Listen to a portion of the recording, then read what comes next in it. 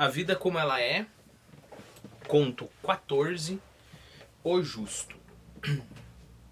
Tinha na ocasião 15 anos, e era uma moreninha e tanto.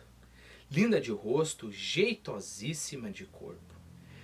Mais bonita que as filhas do patrão, merecia as mesmas regalias. O dono da casa, que era solene até para beber água, costumava dizer soturnamente: é como se fosse da família, tal e qual. Lembre-se que soturnamente pode ser, soturno, né? Pode ser algo escuro, sombrio, que talvez sejam os significados mais usados, mas soturno também pode ser grave, né? Eu acho que é essa a ideia aqui. Ele não falaria de um modo sombrio ou de um modo escuro, isso. Ele só falaria de um modo muito grave, muito formal, porque lembre-se que o dono da casa é solene até para beber água, né? Uma tarde, Isaurinha parou no meio da escada, teve uma espécie de vertigem e quase rola lá de cima. De uma impressionante palidez molhada em suor foi carregada. Pouco depois estava lá um médico da família, velhinho, bom e inoperante. Tomou pressão, espiou a garganta, auscultou em cima de uma toalha fina. Depois do que, fez uma pausa, teve um muxoxo. Caso sério. Em seguida, pediu aos presentes que se retirassem e fechou a porta à chave. Passou lá dentro contados a relógio, uns 45 minutos patéticos. Lembre-se que patético a gente acaba usando hoje em dia como uma pessoa desprezível, né? Nossa, você é muito patético. Mas patético originalmente é aquilo que dá dó, né? Então por isso que é uma pessoa desprezível, porque é uma pessoa que dá pena, né? Inclusive, a não ser que tenham mudado em novas edições do OAS, no OAS nem tem esse significado só de ofensivo. É aquele que causa pena, é aquele que causa piedade, né? E é claro, esse como que os 45 minutos podem ser patéticos, porque eles têm a capacidade de provocar comoção. Esse é o ponto, né? 45 minutos sofridos para aqueles que estavam esperando. É aqui que está o ponto, né? É interessante, essa palavra patético vem de pathos, ok? E essa palavra grega, pathos, gerou para a gente palavras de diversas áreas, como patologia, paixão, passivo, simpatia e assim por diante. Eu sei que não é o objetivo aqui eu ser muito digressivo, mas no playlist da Montanha Mágica, se você ficou curioso sobre a palavra, no vídeo 83 do playlist da Montanha Mágica, eu faço um vídeo quase que inteiramente sobre essa palavra, sobre a palavra pathos e os seus desdobramentos. Bom, isso não é tão importante aqui. Então ele ficou lá 45 minutos, patéticos, né? Do lado de fora, no corredor, a família aguardava em pânico, já pensando em câncer, tuberculose, o diabo. Por fim, o velhinho apareceu e convocou a dona da casa, a dona Dinorá. Limpando as lentes dos óculos com um lenço, começou com a pergunta. Essa pequena tem namorado? Não, por quê? Primeiro colocou os óculos, depois deu a notícia. Sem a menor sombra de dúvida, Isaurinha está nesse estado assim. Vai ter neném. Quase Dona Dinorá cai para trás. Dura. Calamidade. A velha, que não dava um pio sem prévia consulta ao marido, atracou-se soluçando ao telefone. Dizia: venha, já, correndo. E ele veio, de táxi num tempo recorde. Era a grande, ou, por outra, a única autoridade daquela casa. Mandava e desmandava na mulher, nas filhas, solteiras e casadas. Nos filhos, nos genros, sua palavra era lei, inapelável e definitiva. Entre parênteses, observe-se que esta autoridade se exercia na base de uma virtude inumana. Seu Clementino, com efeito, não bebia, não fumava, não jogava, era sóbrio e contido até nos prazeres da mesa. Comia pouco, comia apenas para não morrer de fome. No dia de suas bodas de prata, surpreendeu os convidados ao dizer com sua voz densa: só conheço uma mulher, a minha, e nunca a traí. Veio o seu Clementino para casa. Ciente da catástrofe, promoveu uma mesa redonda de filhas, filhos, noras e genros. Só não compareceu Isaurinha. No quarto, ao lado de um balde, sofria as ânsias de um enjoo inenarrável, típico do estado. E na sala, o velho iracundo abria a reunião com um murro na mesa. Lembre-se que iracundo vem de ira, né?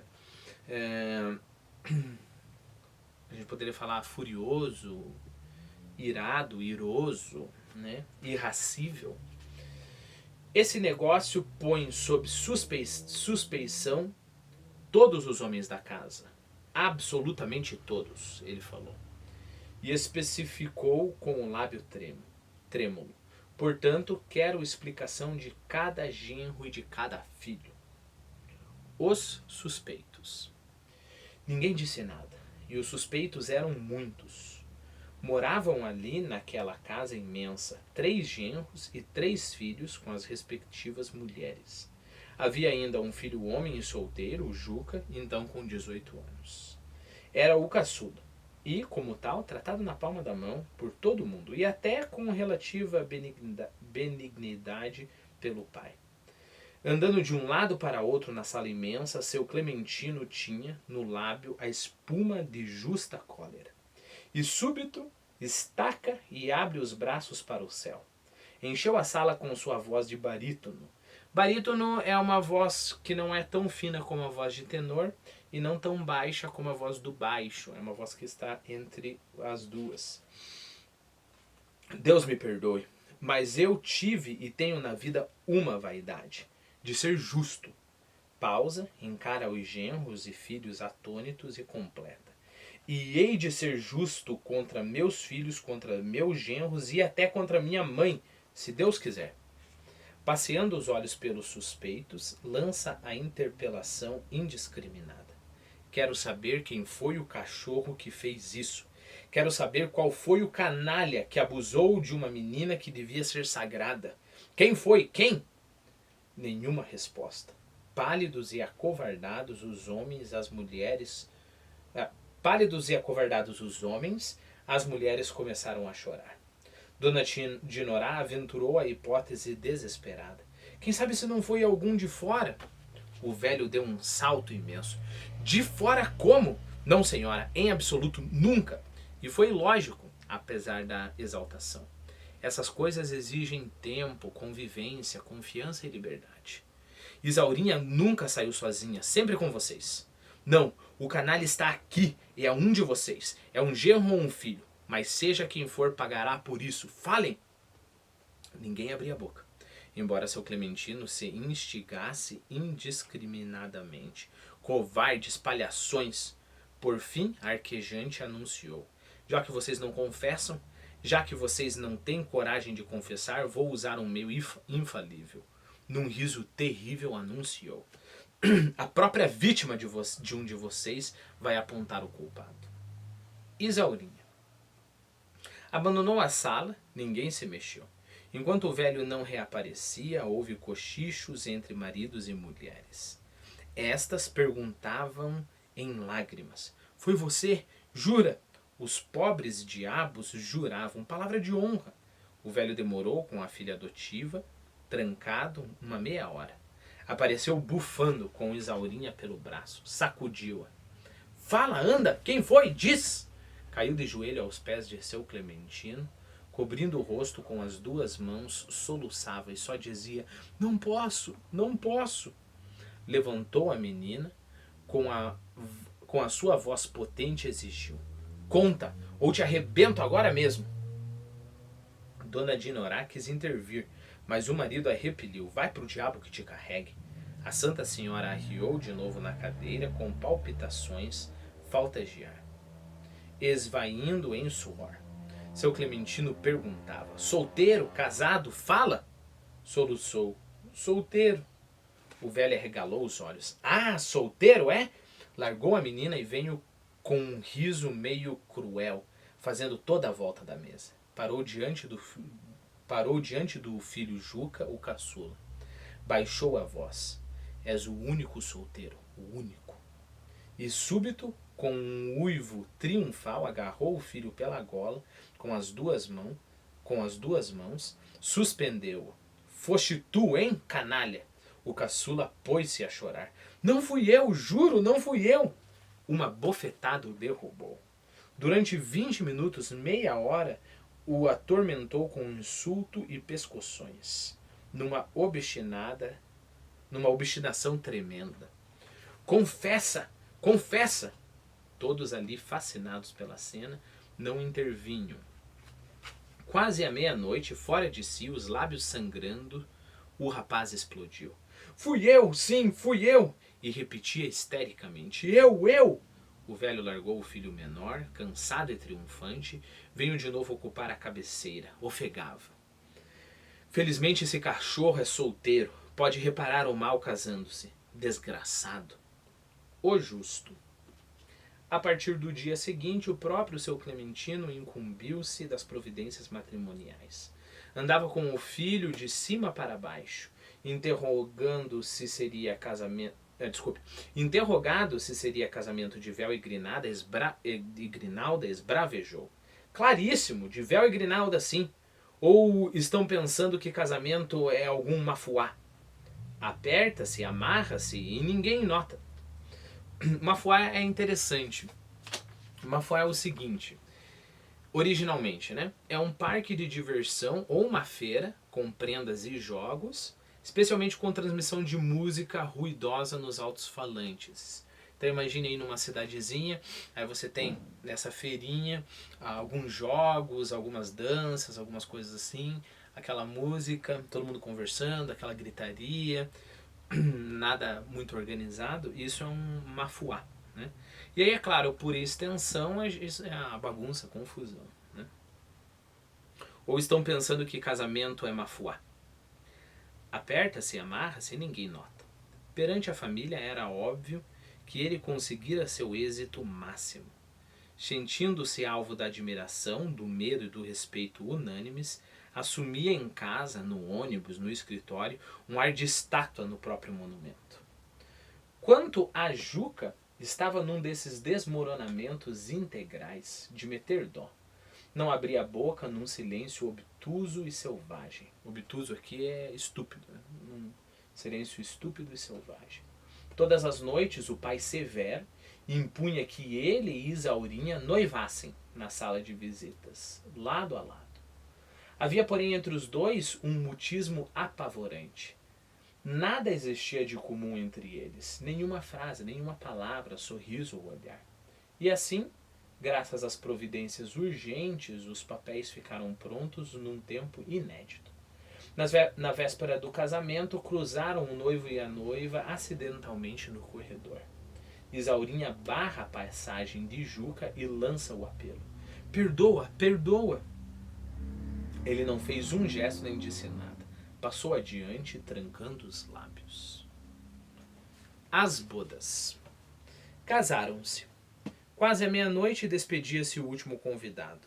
Recolheu-se a família e os noivos entraram no quarto dos fundos que lhes fora destinado. Juca torceu a chave, enquanto Isaurinha, ainda de noiva, tirava a grinalda diante do espelho. E então o rapaz aproximou-se, perguntava: Quem foi? Quem foi? Virou-se assombrada. Ele continuou: Cínica, cínica. Cínica, lembre-se aqui, desavergonhada, né? A pequena estava agora de pé. Juca, rápido, a segurou pelos 2 braços com inesperada violência. Se tu não me disseres, eu te mato, disse, repetiu a pior das palavras com envenenada euforia. Torturou-a toda a noite. Ela resistia, soluçando: não posso dizer, não posso dizer. E ele, atirando a seus pés todas as hipóteses. Que cunhado foi? Ou que irmão? Fala! Quando já desaparecia do céu a última estrela, ela, com o pobre vestido de noiva roto, amassado e sujo, gritou: "Foi ele!" Não entendeu. Quem? Ele quem? Exaurinha caiu aos seus pés, abraçando-se às suas pernas. Teu pai, foi teu pai! Balbuciou fora de si. Meu pai? Meu pai fez isso? Mas não é possível, meu pai? E súbito pôs-se a rir numa dessas gargalhadas que o fez torcer-se, dobrar-se, perder a respiração. Castigo. De manhã, ele esperou que o pai saísse do quarto em direção ao banheiro. Quero falar contigo já, vamos. Encerraram-se no gabinete. O pai, subitamente envelhecido, esperava. E o filho? Sei de tudo. E vou contar tudo a tua mulher, a teus filhos, a teus genros e a teus vizinhos. Agarrou-se ao filho, suplicou ignobilmente, de forma vil, de forma baixa. Ah, um morto se perdoa, um morto se perdoa. A princípio o filho não compreendeu, ou só compreendeu quando a arma apareceu na mão do velho. Seu Clementino encostou o cano na fronte e apertou o gatilho. Foi um estampido tremendo que assombrou a casa, a vizinhança, a rua inteira. Morreu antes que chegasse a assistência. Lembre-se que a assistência, aqui a gente já viu em alguns outros contos, é a ambulância. Então morreu antes que chegasse a assistência. Muito mais tarde, no velório, o filho Juca chorava mais forte que os outros e mais que a própria viúva. Mas na hora em que o enterro saiu, ele da janela berrava: Vai, canalha, vai!